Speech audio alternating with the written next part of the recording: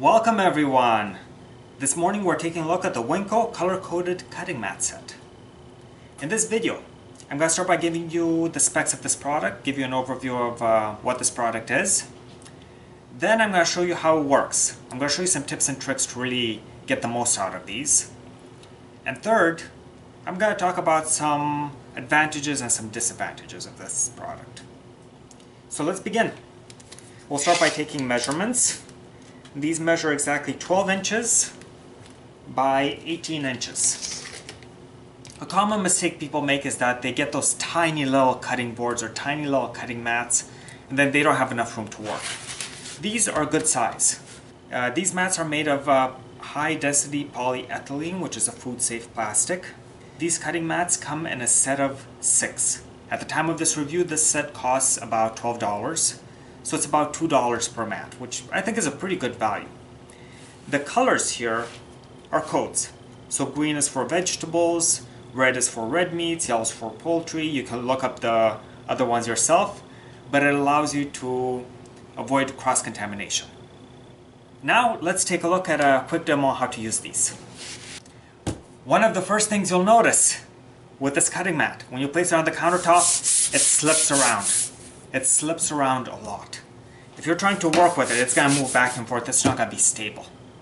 You probably already know of the towel trick. The problem is that it doesn't work quite so well for a cutting mat. Being that these are flexible, you lose that rigidity. Look, it just moves around too much. So the secret is to get a shelf liner. You can get these at pretty much any convenience store. Target will have them, Walmart will have them. You can even get it at a Dollar Tree. And you place this right under your cutting mat. We're just going to make some fries.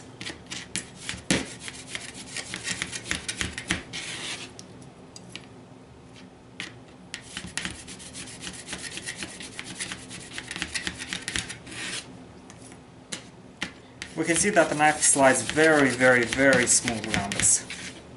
I'm not seeing any resistance. Everything is going very, very well. We have these chopped up.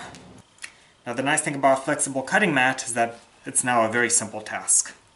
We take our bowl, we take our cutting mat, we just shake it a little bit, bring these ingredients in. Now if you had a cutting board, it'll be a little trickier. You'd typically use your knife to scoop them up, drop them in there. But with a flexible mat, you can just pick it up, drop them in.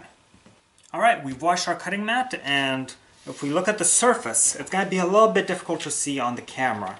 But you can see small scratches from where the knife sliced. But if we look at the back of the board, we can see that none of it actually went through. A couple days ago, I was chopping up a squash just like this one, and these have a really hard shell. My knife slipped and went 1/8 of an inch into the wood block I was carving this on. This cutting mat will protect your countertop under normal use. However, if you're working on a task where there's a possibility of your knife slipping and going down, tip first, into the cutting surface, you should be looking at using a cutting board or a chopping block. Moving on to functionality. I think this cutting mat performs very well. I'm really happy with it. The two sides of this cutting mat are very different. The cutting surface has a texture on it. So when you have some kind of vegetable on here, this texture prevents it from slipping. The other side, the smooth side, you don't want to be cutting on this. It's too smooth, it's too slippery. This is the back of the cutting mat. Use this side. The other advantage of these cutting mats is that they're light. They're really, really light.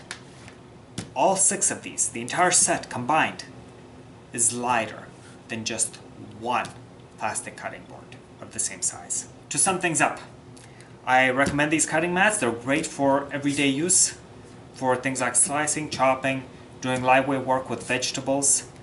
What I would not recommend this cutting mat for, any kind of cleaver work. I hope this review was helpful. If you have any questions, please let me know, and I will do my best to answer them in the comment section.